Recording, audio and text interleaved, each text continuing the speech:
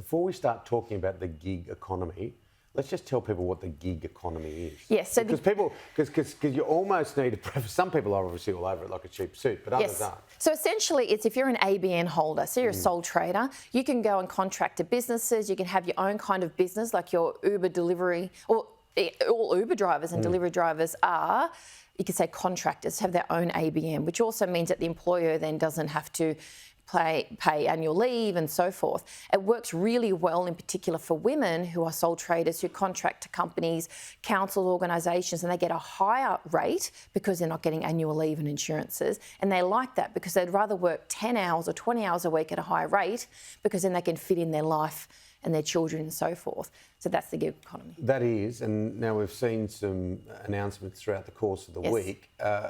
Your response to that is that one size doesn't fit all. That's right. So what the government is saying is that people like Uber drivers, they want to turn them into employee-like people. So therefore, the company has to pay their insurance. They can have unfair dismissal and so forth. The problem with that is that the female business owner, for example, when 75% of all sole traders are women, they want to go and contract somewhere, maybe getting $100 an hour, and that's great. But then if the legislation comes in saying actually you have to pay them employee-like wages or insurances or there's unfair dismissal, those companies might say, you know what, we're going to drop that hourly rate that you were going to get because we have to now pay for all these insurances, we have to pay all these things for you, so now we're going to pay you $40 an hour, which defeats the purpose. And if you are a small business owner, like sole trader, and you contract to other sole trading women, right, then you can say, well, I can't afford those insurances and unfair dismissal and all this for contract work. So I think it will actually potentially kill off the micro business.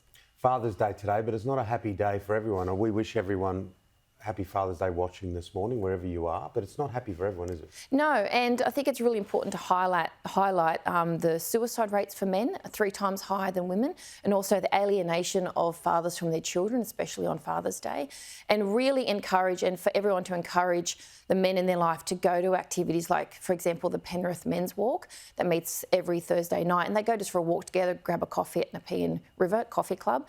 That type of activity is important because I really do feel that men get quite neglected in society and no one really wants to hear their side of the story or the fact that they're going through mental health issues and they're stressed. So I think Father's Day is a really good time to highlight that they need help too. Yeah, well said. Now, changing subjects, Australia Post. Yeah, so they've claimed to have had a $200 million loss, but it's the way it's been spun. So they're saying, look, I think we need to increase stamps. I think we need to cut down how many times we deliver mail. And really what they're trying to do is say to the government, we either need funding or potentially privatise some of it and change what they do. They're claiming that online sales have gone down, so therefore their online, the deliveries have gone down, which is actually not the case because online sales have gone up over the past 12 months. So I'm not sure what's going on, but I fear that they're going to cut the services that people still rely on and potentially sell it off. Amanda, what do you make of Donald Trump making millions from the mugshot merchandise? Look, he's a businessman first and foremost, right? And I have to give him credit the fact that he's managed to make money off this. It's probably going to help with his campaign. What would be great is if he made money off this and donated it to those who have been wrongfully incarcerated or those who, need to rebuild their lives after being in prison. Then I'd be impressed. So hopefully he does that with the money. It is interesting to watch though, isn't it? I don't think I've ever seen, like you and I are both political junkies, we love watching it. Yep. It's extraordinary what's going on in the US. It is, and I actually quite like things that are different. I like when people are highlighting different behaviours and so forth, but I also believe that when things are in the media and kind of flooding the media, I always ask what's going on behind the scenes, whether it's in this country or in the US, what legislation's being passed, what are they distracting us from? Because the Trump photo, went crazy and everyone's talking about it, but what's really going on in the US at the same time? Yeah, and if you take a deep breath as we wrap up, take a deep breath, and I've spoken to Peter Matthews this morning, we're doing crosses to the US all the time.